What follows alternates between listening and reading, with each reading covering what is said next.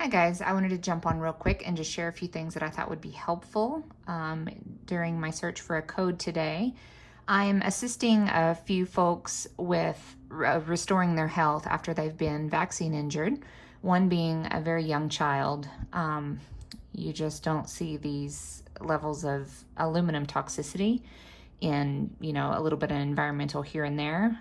You must consider the injectable cause here.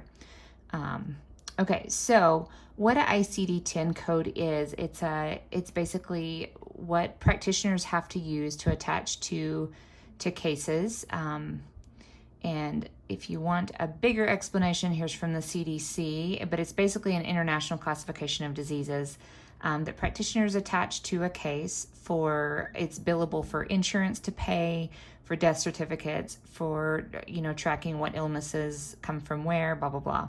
So anyways, if you want that, just search CDC and ICD-10 or go to cdc.gov/NCHS/ICD/ICD10.hotmail.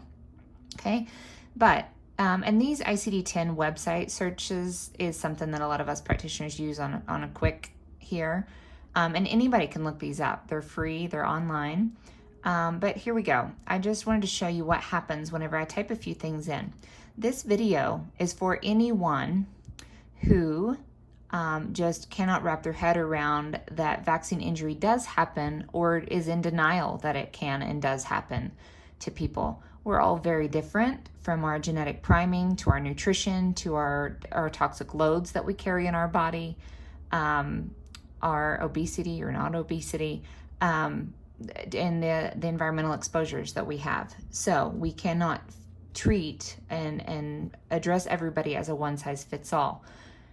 Okay, that's where risk analysis comes in.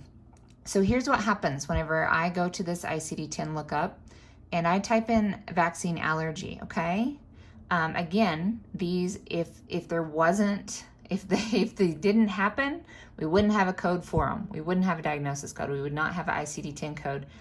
And as you can see, this one, allergy status to serum and vaccine status, these are billable. Both of these are billable. That means that when a practitioner puts this on a case, on a file, and sends it for insurance, that is a billable code by insurance, and it is recognized and identified and accepted.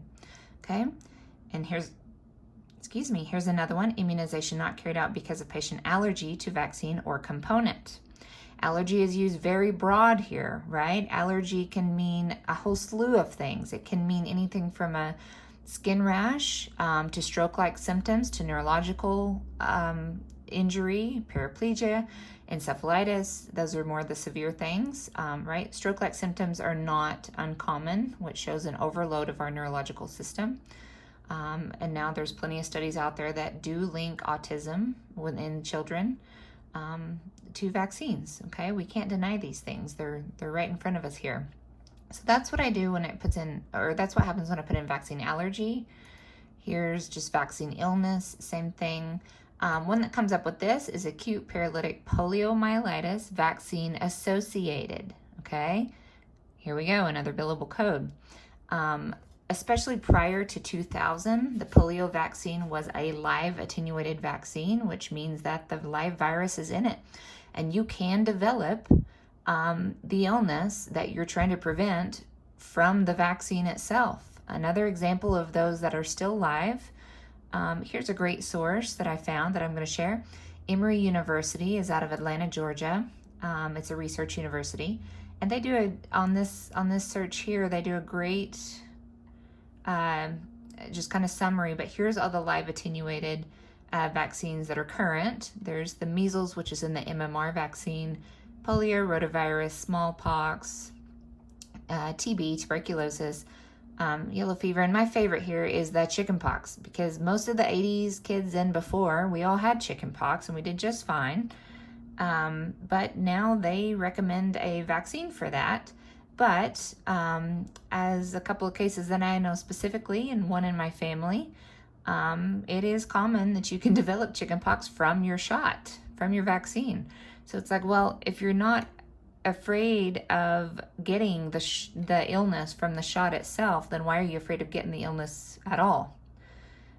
This is also one you will often see NICU units or ICU units post that if you've had your chickenpox vaccine or shingles, there's still some live shingle ones that are still on the shelf because they've just recently made the switch not too long ago.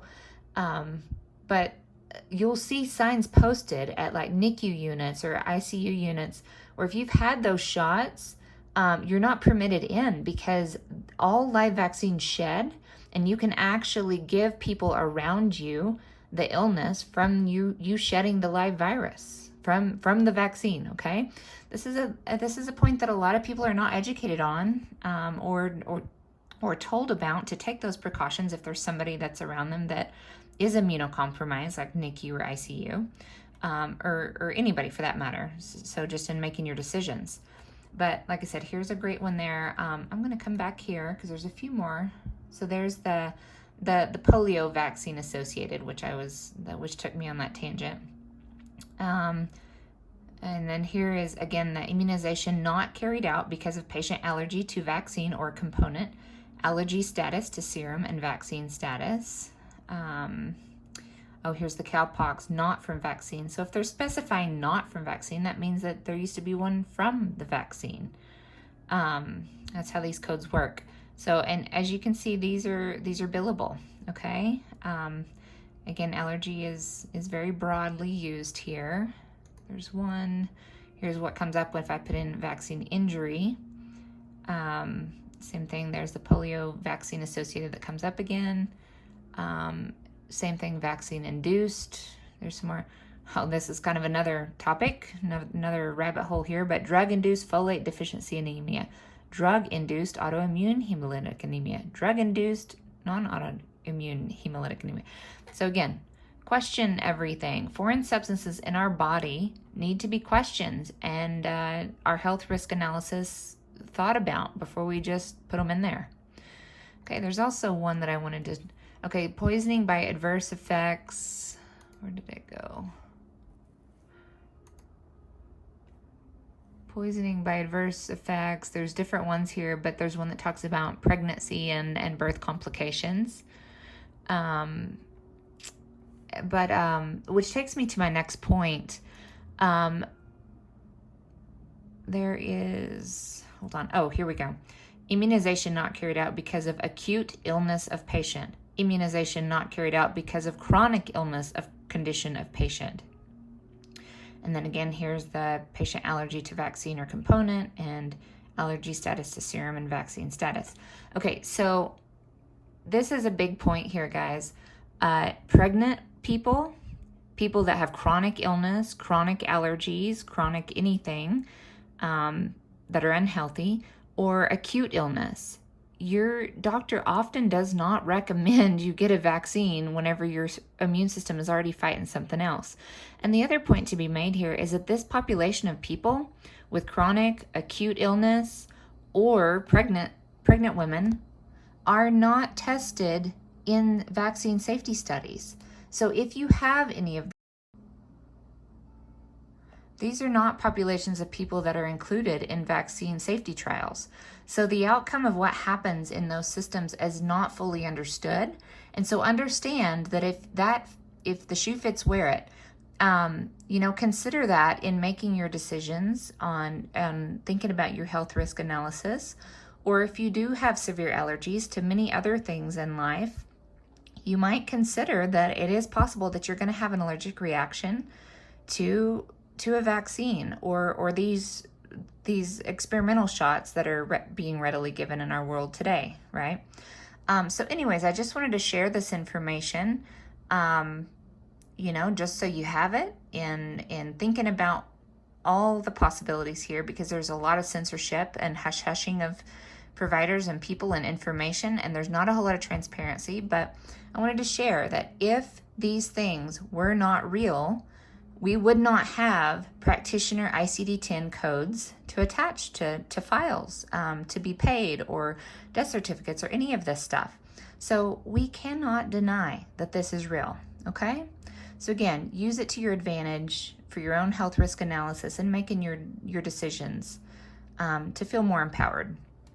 and what is or isn't possible, and the risk you're willing to take. So, all right, best wishes.